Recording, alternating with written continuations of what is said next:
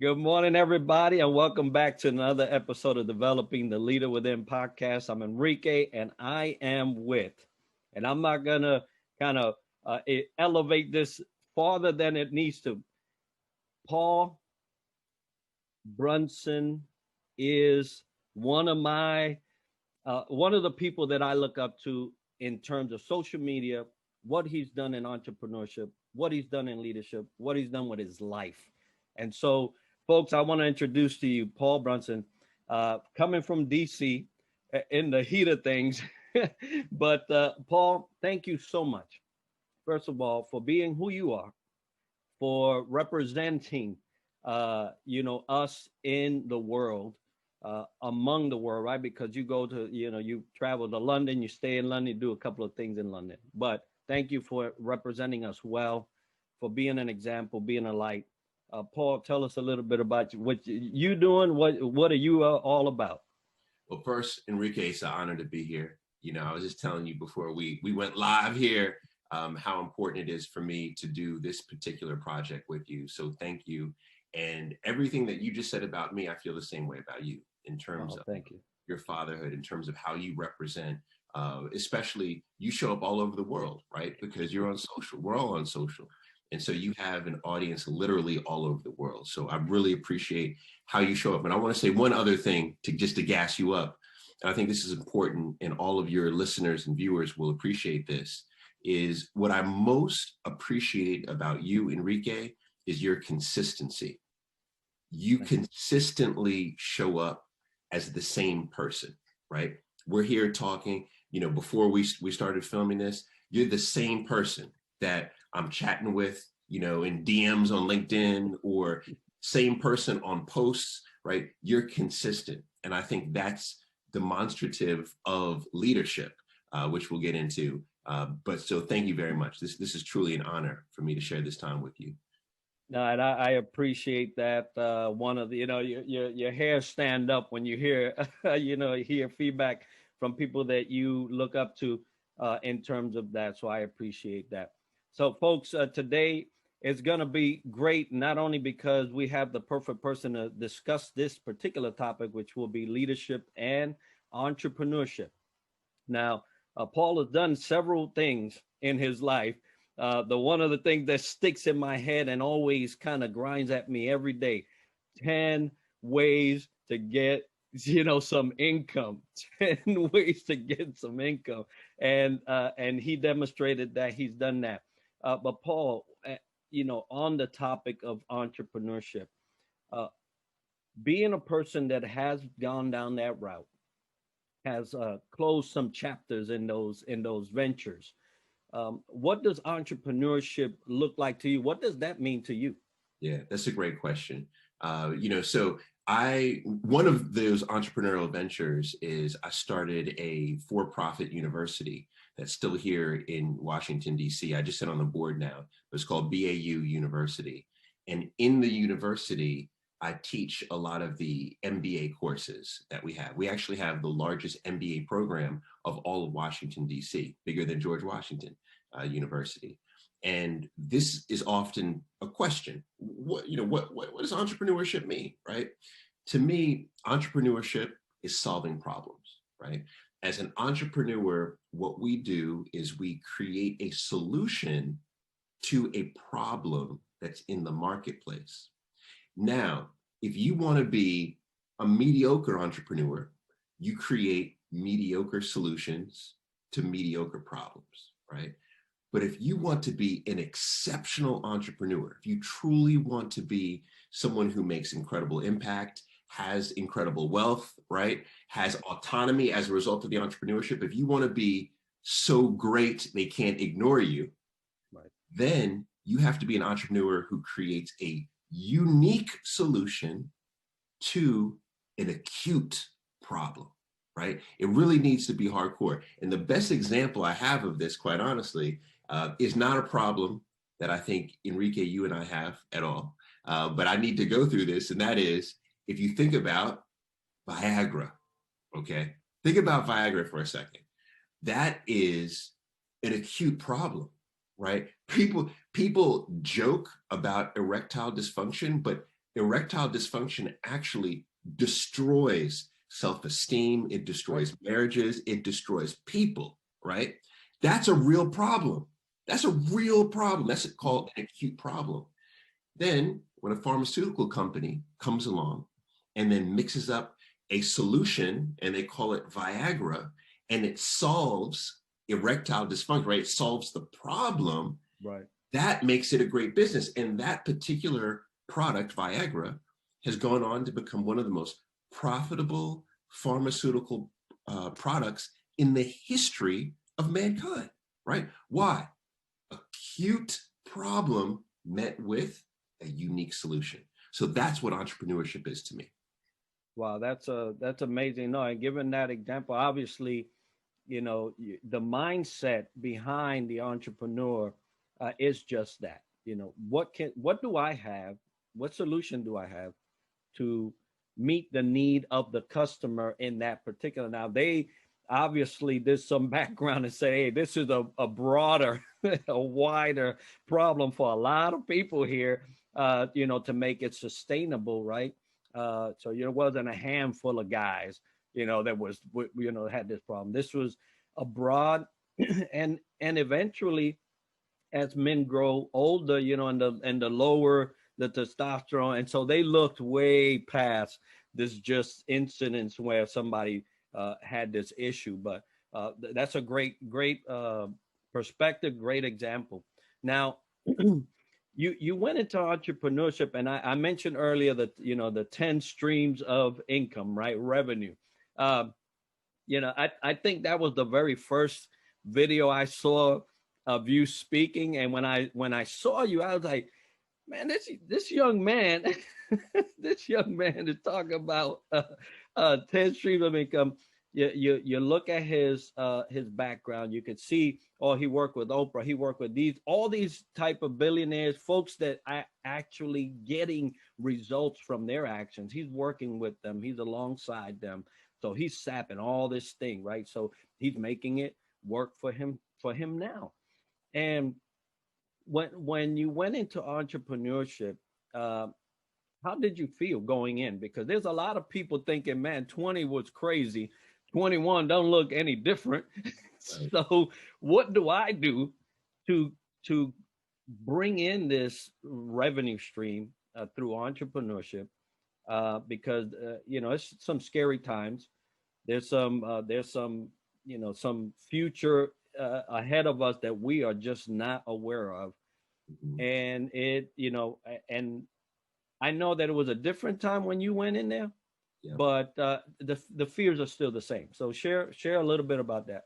Yeah, well said, Enrique. I mean, it was a completely different time when I started my entrepreneurial journey. But I tell you, I started it actually in this, what's some people consider to be the second worst global recession. And that was right around 2008, right? That was, the economy in the United States, that was, we basically the whole world, blew up, right? Right. But as you said, not as bad as now, not as bad as now. But here's the big difference, though, between then and now, and why I'm actually so optimistic for entrepreneurs today, is that you had the economy slow up. And you basically, when the economy slows up and you see a stock market crash, what that really means is that people are just holding on to their cash, right? Right. Investors, big businesses, it just means they're not spending. It doesn't mean that the money doesn't exist. It just means that the money is not circulating. That's what we need for an economy to work, for an economy to be strong, is you need money circulating. So therefore, as an entrepreneur, money circulating, you get to touch it, right, for a little bit, right? Someone buys your product, and then you grow as an entrepreneur, and then you start to hire people. So money comes in, money goes out. 2008, we were constrained. 2021, we're actually not. Actually, what's happening is the stock market, the US stock market, and the stock market in certain countries are reaching all-time highs. We literally just came off of a record here in the United States for NASDAQ and the Dow Jones, right? So we, as a country, and we're still the lead economy, we are doing quite well in terms of the economy from a cash circulation standpoint for the top. Now so this is really where the challenge is. We have 20-30% of the world doing extraordinarily well. They're making more money than they've ever made before.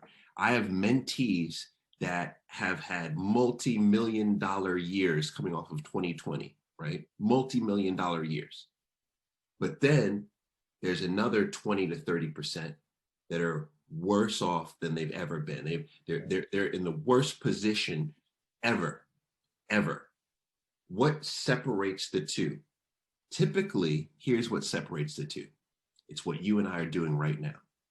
It's how familiar we are with digital, right? We're doing this right now on Zoom. You just talked about your workflow. You're going to take the podcast, put it on Anchor, distribute it, right? Enrique, you got the whole digital workflow down. Typically, people who are conducting business digitally, online courses, distributing product, right? Digitally, like the Amazons, those are the folks who are doing very well.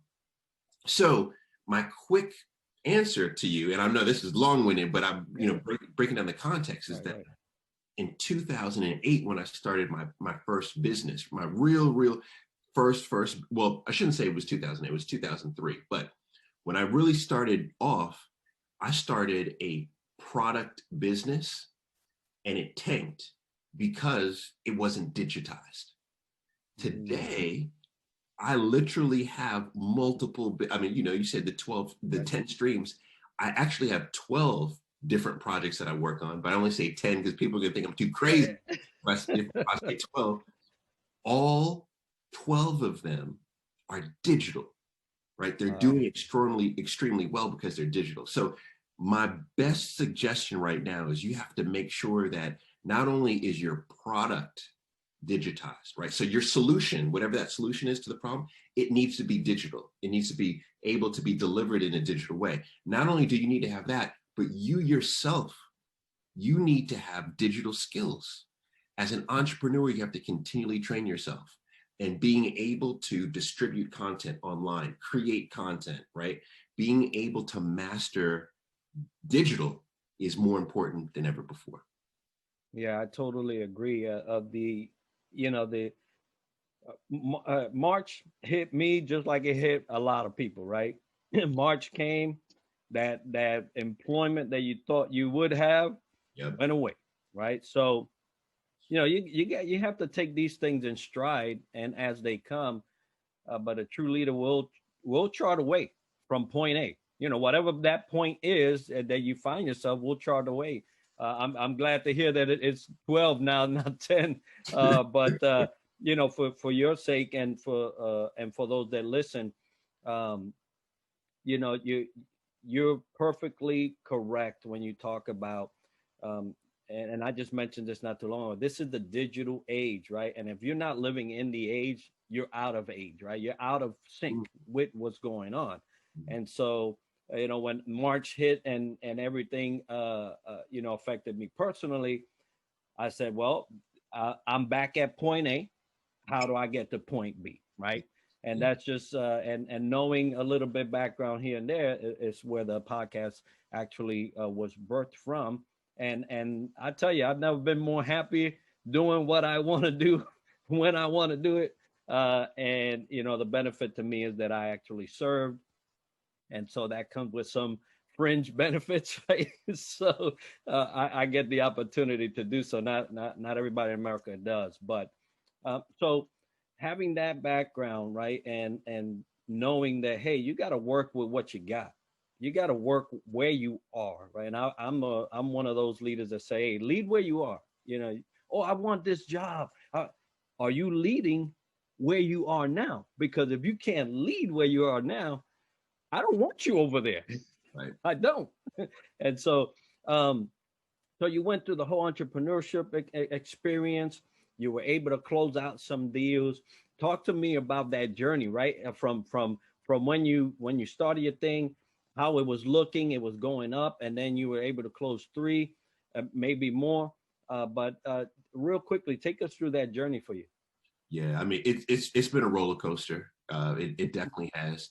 But I'll tell you what, I mean, I truly feel blessed. I never thought, I truly, this is real talk, is I never thought I would be in the position I am today with having multiple exits. You know, I've sold 3 companies, or should I say exited out of 3 companies. Yeah. 2 of those 3 are still in existence right now. So I'm on the board. I'm reaping the, I'm reaping the benefits of those companies. I think the short version of my story is this. That is that, one of my favorite books is written by a professor from Georgetown. His name is Cal Newport. And the book is called So Good They Can't Ignore You. It's one of my favorite books, So Good They Can't Ignore You.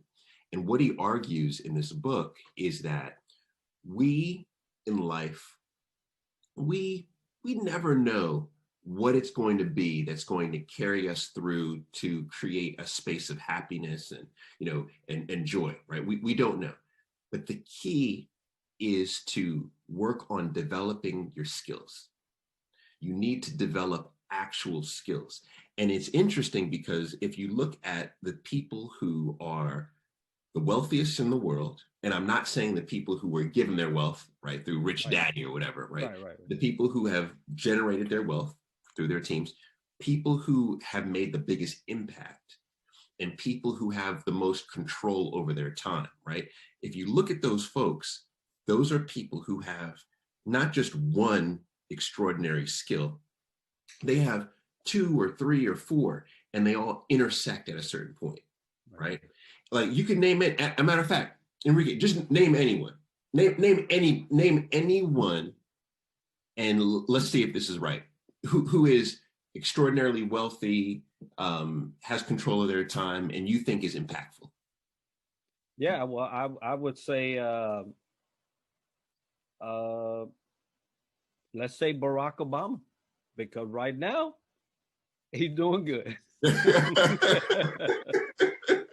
Yeah, actually, I think it's the perfect person, right? Because we all are familiar with his background. Right. Here's someone who, think about Barack Obama's background, right? He was the editor at Harvard Review. He was already astute in analysis. That was really a key skill, right? He was astute in analysis. Then you add on to the fact that he is one of the best orators in the world, right? One of the best orators in the world. Third is you compound that with, you can't argue that the man is not an exceptional leader, right? Everyone around his entire cabinet to this day still talks about how diplomatic and how great of a leader he was. So just take those 3. Phenomenal leadership skills, phenomenal oratory skill, and phenomenal analytical skill. All 3 of those converge together, and what do you get? You get the president, right? Mm-hmm. Or you get someone now who's running really a phenomenal production. He's really a media company that he's running right now with his Netflix and publishing deals, etc. The point is that he is probably top 10% in the world as far as his oratory, top 10% in the world as far as his analytical, top 10% in the world in terms of his leadership. So therefore, he lives an extraordinary life. This is the key. This is what I've learned from in terms of that book and entrepreneurship, is that it's about developing skill, becoming world-class in those skills, and then you'll easily create solutions. So for me, I've been trying to focus on this, actually, my ability to communicate, right? My ability to present. This is one area that I'm focused on. Another area that I'm focused on is teaching. I love teaching. I've been teaching since I was a little boy, right? Now, there are many others, but if you just take those 2, right? Oratory, so communication, and then teaching, which are different, right? But you merge those together, they create opportunities like I have. So for example, I'm a business columnist for USA Today. Because of that, I host 2 television shows in the UK because of that, right? I have a successful podcast because of that, right?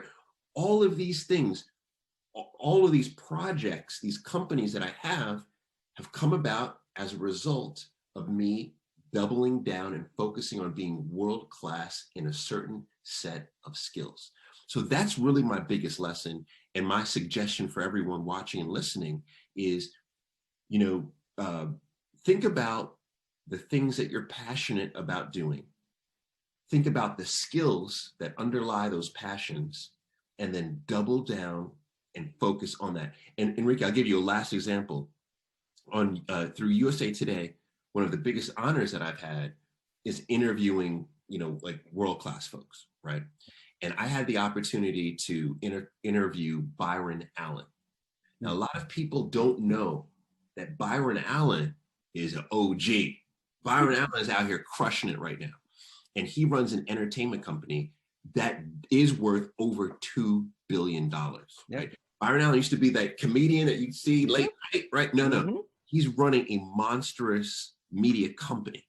Yeah. Now, when you dissect what it is, even though he's this comedian, he was told at an early age that he was really good at sales. And so what he did at an early age is he focused on selling. So when you saw him on the Tonight Show or you saw him on any of these shows, he didn't have a manager or an agent doing that. He actually was the salesperson for himself to get him those gigs. And the reason why he modeled it that way is he said, if TV goes away, I can always fall back on my sales skills. My sales skills will never fail me. And as you fast forward through today, he runs a $2 billion plus company. He's never received any investment. Why? Because he's been able to use his sales skills to get loans and other forms of financing. So when I interviewed him and I said, what do you attribute your success to? He said, one of the things I attribute it to, the top thing, is my ability to sell, my selling skill. And that's the key, is if you talk to anyone, right? You just said it, Barack Obama, you dissect, you'll see that their success, their entrepreneurial success, is based on their skills. So that's really my big takeaway from entrepreneurship. Develop skills, become world-class. Yeah, I love that because it is the sum of all we do, right? You have to have something that attracts. I was talking to another young man about the law of attraction, right? And I was plainly telling him that's a very tricky law. Now you could attract all kinds of stuff, so you need to be careful. The first thing you need to do is know you. If you know you, the substance of the magnet, then what you attract, you either deflect or you say, okay, that's good for me. And in terms to what you're saying, know yourself, know your skill, double down on that, become world class. I love it. I love it. I think I'm gonna make a T-shirt, put your name in the back, and then just run around Disney World. Oh man, when it opens up again, you know what I mean? I know, because I ain't going no time soon. But yeah, I love seeing, and one of the things of being a public figure, as you are right now, both in London and in the States, because I've been watching you for a while, is that you get to learn and see these things in practice, right? So your oratory skills are there, right? You might want to refine that a little more, whatever you feel that you need, because you know yourself more than we do, right? You know where you think you need to get, but entrepreneurship, as hard as it may be, when you do the exits and then you become part of the board, they're exhilarating, right? That's you see the tangible substance to what you've been working on for so long. So, we have entrepreneurs out here that are failing at the leadership level. And so I want to address that because if there's anything that's going to derail you from your entrepreneurial journey, is lack of leadership. Absolutely. I could put you in a position because I like you, because I think you'll do good, or for whatever many thousands of reasons, people get placed into leadership positions. But if you have not the substance to sustain you there, you're especially at the leadership level, right? Because if you're in a position, that means you're over something or someone. Um, let's talk a little bit about those challenges on the entrepreneur side, because an entrepreneurial mind can be just my way or the highway. Easy, because it's your thought, your idea, your product. It's your, and you don't leave too much room for anybody else. So in terms of entrepreneurs, what would be one advice, or however many you would like to share, in terms of leadership while they're doing this entrepreneurship stuff? Yeah, that's a great question. So when I think about leadership, I think that a leader needs to have multiple skills, but there are three that are very important, and in my opinion, most important. Right. And these are skills that all leaders need. So whether you're a leader in entrepreneurship or not, you need to have these three skills. What are they? One, and this is in no particular order, right? Right. One is emotional intelligence. Mm. That's really you basically being honest with the situation. Enrique, you just mentioned you said when March hit, you had to basically have a come to Jesus talk with yourself and say, all right, this is how things are, right? Most people don't do that. Most people say, oh, well, things are bad, but they'll just get better tomorrow. Or if they're not really that bad, right? Most people won't be honest about the exact situation they're in, their skill capabilities, or their skill deficiencies, right? So you have to be able to be honest about the situation and where you stand in the situation. That's really what emotional intelligence is. Then secondly, and Enrique, you embody this too. You said, okay, now how do I get from A to B? That is strategy. You need to be a strategic thinker if you're a leader. What is strategy? Strategy just means that you have a goal and you have a plan to get to the goal. That's all strategy is. You have a goal. So your goal, Enrique, was plan B, right? Or destination B. Right. And you said, okay, how am I going to get there? That's strategy. Now think about this. You can't be a strategic thinker if you don't have emotional intelligence. Because if you can't be honest with the situation, then you can't create real goals. You create fake goals, right? Goals that you can never achieve, goals that goals that shouldn't even be in existence. So number two is you need to be a strategic thinker. Now, number three is where a lot of folks fall down. And that is, then you have to be great at communication. Communication is everything. Communication is the lifeblood of any organization, right? You look at, I know, Enrique, you're a fan of military history. I'm a big fan of military history as well. If you look at all the exceptional leaders, right, no matter where they were, you even go, I think that we need to study more about what a lot of the tribes in Africa were doing. Look at folks like Shaka Zulu. He was ahead of his time in terms of military strategy. And the point there is that they had great strategy, they had great emotional intelligence, but they were able to communicate to their people, communicate, motivate, inspire through that communication. It's the same thing with business. So I have 12 people who work for me in my various businesses. I actually live on WhatsApp. This is how I operate. All day I'm on WhatsApp, communicating with my folks. Sometimes they need inspiration. Sometimes they need motivation. Sometimes they need instruction.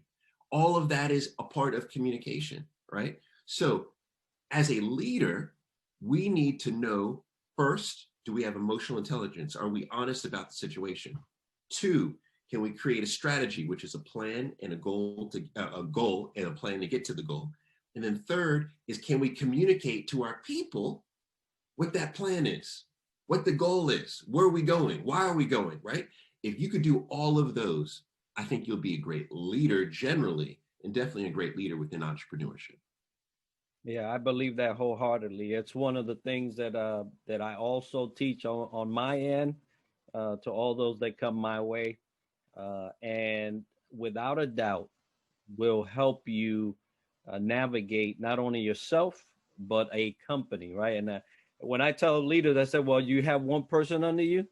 No, you're still a leader because you got to lead yourself, right? So, and the first proof of the pudding is you. So, I love that. Thank you for sharing those things. Now, Paul, um, you're a busy man. You're doing all of your hands are in many things. You're actually doing many things. If someone wanted to reach out, uh, for business or whatever, right? Because you have a couple of things that there's a membership, right? Better with Paul, that I would like for you to share. How are they going to reach out to you in your preferred way?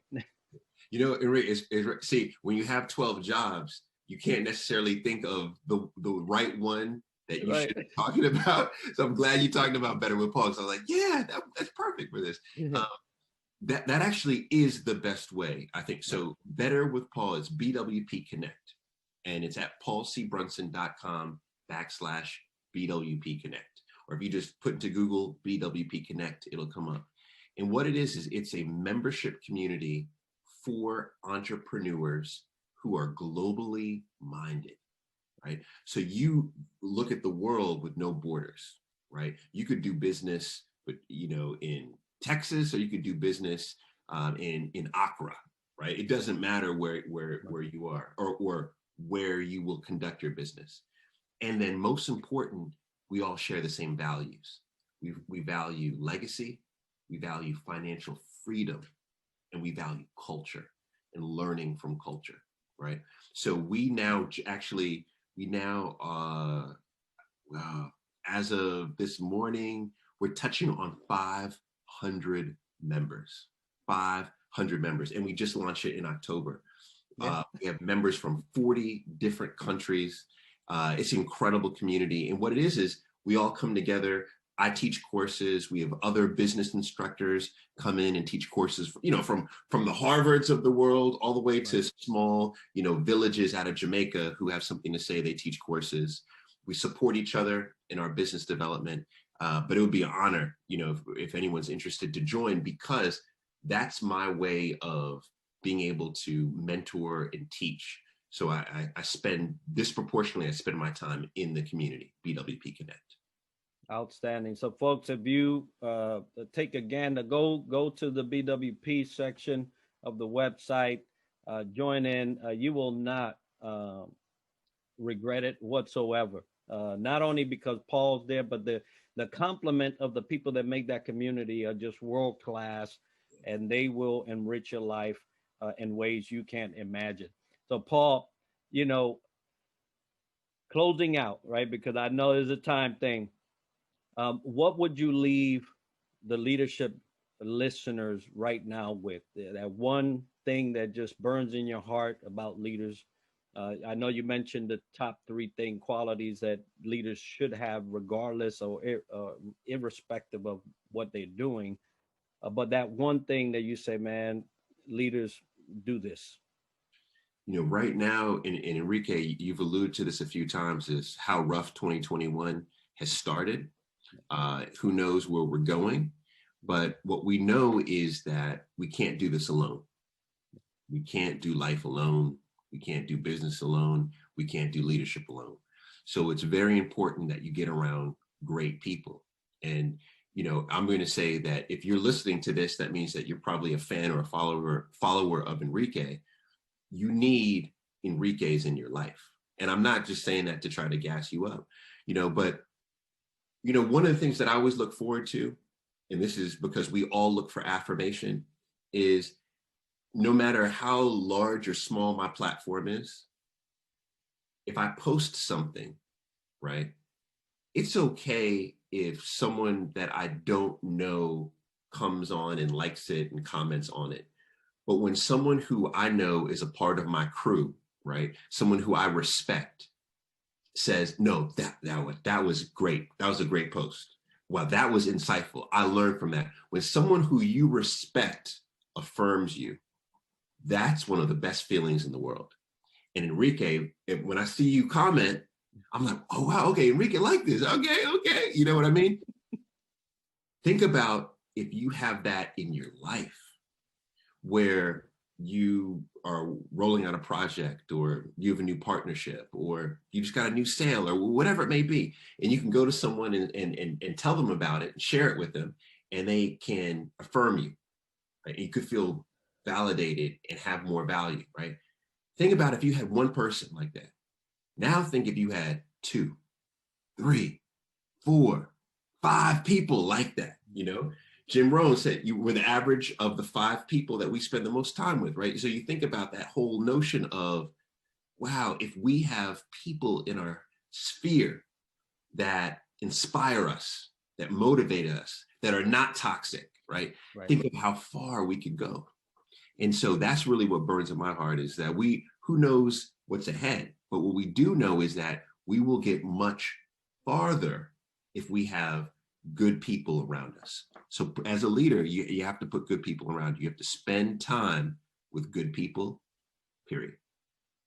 Yeah, I totally agree with that. Thank you for sharing that.